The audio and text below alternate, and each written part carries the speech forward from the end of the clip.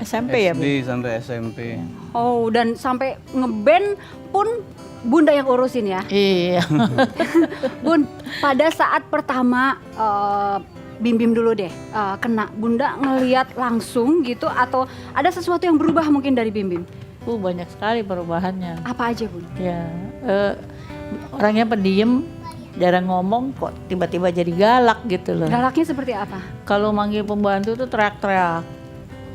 Kalau salah sedikit marah gitu. Sebelumnya nggak gitu? Lupa bahwa ini ibunya kalau udah marah. Kemudian Bunda ya itu usaha mendekat.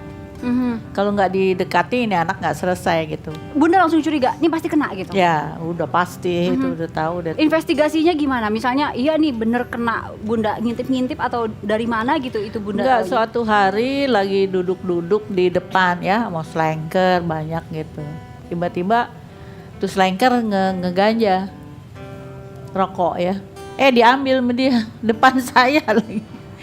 Diambil itu rokok ganjanya sama selengker, diisap Bim. Ih, Bim, apaan itu gitu. Ya dari situ mulai dah pendekatan. Aha, iya Bim. Nggak ngeh lagi kayaknya nih. Tapi apa sih Bim rasanya ketika sedang asik-asiknya 5 tahun itu? Kita cuman konsen di musik sih ya. Jadi mungkin karena terlalu eksperimen, kita selalu nyebut narkoba itu eksperimen gagal. 5 tahun loh gagalnya. Iya, nyoba awalnya cuman cari buat sensasi, buat nambah kreativitas mencipta lagu. Bener, lebih kreatif. Sebenarnya kreatif itu bakat, itu cuma stimulan, cuma apa istilahnya, doping. Jadi kalau lama-lama malah kita jadi imun ya, jadi kebal, malah nggak membantu sama sekali, malah jadi merampas kemerdekaan kita. Yang kita mestinya bebas kemana-mana kapan aja, kalau orang kena narkoba pasti dia gerakannya terbatas. Maunya sama narkoba aja di kamar. Iya, gitu mau ya? keluar negeri susah ya. Mau keluar kota stoknya harus banyak kan gitu. Itu bisa. Ngerasa banget. Jadi seperti malah jadi terkukung gitu. Kakak juga ngerasa gitu Kak? Kan vokalis harus percaya diri gitu ya di depan. Ya Banyak ada penontonnya. ada satu kejadian manggung, datang ke satu kota di daerah gitu, ke daerah gitu manggung, terus stoknya habis. Ingat daerah mana? Ingat nggak? Jogja bukan? Bukan. Sumatera. Bandung itu. Bandung itu berhenti main Padang ke Sidempuan. Bandung. Padang Sidempuan. Hah? Padang Sidempuan. Enggak, tapi bukan ini yang Lain lagi nih yang di Bandung. yang di Bandung. Kayaknya banyak deh. Banyak. Berarti aku nggak tahu dong. Bojonegoro bukan? Pokoknya Bandung aku suruh agenku cari barang gitu di sekitar kota itu, nggak dapet, tapi harus manggung kan. Wah, Berapa jam lagi tuh mau manggung? Ingat nggak? ya sejam lagi manggung, pokoknya gue tungguin sampai detik terakhir, nggak dapet juga balik, mukanya sedih gitu kan.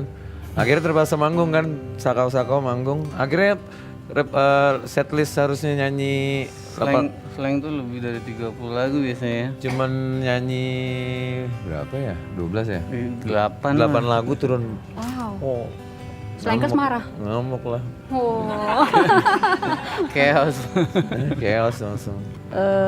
Kita kan kalau waktu zamannya slang baru-baru dulu nggak ada tuh pesawat-pesawatan. Jadi kalau ke Sumatera tuh sekeliling Sumatera kita muter naik bus.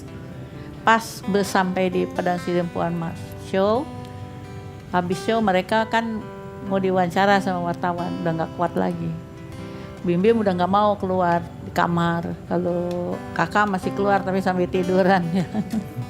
Akhirnya dia bilang, aku nggak bisa mah pulang naik bus, minta naik pesawat. Karena?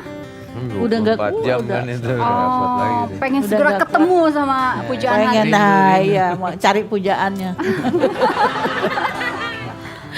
Pakai pesawat lah mereka. Akhirnya ya maunya Bim semua pulang selain tuh karena dari Padang Sidempuan kita langsung ke Bandung dengan bus itu.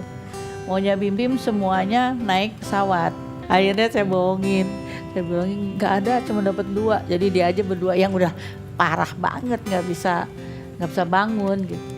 Kita sampai di Bandung, dia begitu sampai di Bandung sehat walafiat. Karena udah ketemu si pujaan hati itu Pujaan Bun. hatinya. Dan yang cerita di Bojonegoro juga sampai harus ada yang nganter dari Surabaya, Iya. Bun. Nggak tahu gimana caranya, Bunda juga nggak Saya ngerti. Berdua lupa nih, berdua lupa. Karena kalau Bunda beliin, wah gue dosa nih ya gitu. Masa saya mesti belikan dia, malah saya ingin dia berhenti kok. Saya mesti belikan. Tapi kalau nggak main Kalau nggak pakai. kontrak, kalau nggak main kontrak mesti bayar sekian puluh kalinya gitu. Gimana nih mikir, aduh udah ngamuk-ngamuk, berantem dia tuh saya sama Bim Bim. Udah berantem, udah gitu kan saya nangis, disamperin nih sama Rido, sama Abdi. Udah Bun, sabar gitu. Dia masuk ke kamar. Mama kenapa nangis? Dia tanya gitu. Mama kenapa nangis? Padahal dia yang bikin nangis, dia nanya. Gitu. Jadi tapi ada aja tuh yang nganterin. Ada yang nganter tiba-tiba. Ada tuh, nggak tahu, Bunda juga nggak tahu. Akhirnya bisa pakai, bisa show, bisa pulang, bisa untuk kembali lagi. Kembali kita dari Bojonegoro ke Jakarta naik kereta api. Kebetulan dari hotel itu depannya stasiun kereta. Gitu jalan Bimim dari kamarnya mau ke stasiun kereta. Handphonenya ketular dia sama mamanya. Handphonenya dicolong slanker kali. Yang saya ingin tahu Bun, Bunda ini kan harus membiarkan yang seseorang mengantar narkoba misalnya untuk putra dan ponakan Bunda. Apa rasanya Bunda? Bunda nggak tahu sih soalnya. Aha. Itu udah Pokoknya akal-akalan dia udah kita ya. sehat aja gitu. Besoknya tuh pada waktu mau show, loh kok bisa ini anak udah sehat Pokoknya gitu. orang gitu-gitu lebih pinter deh. Tuh jangkis Kasak banget. kusuk. Makanya ada istilah jangkis kan, itu pinter bohong.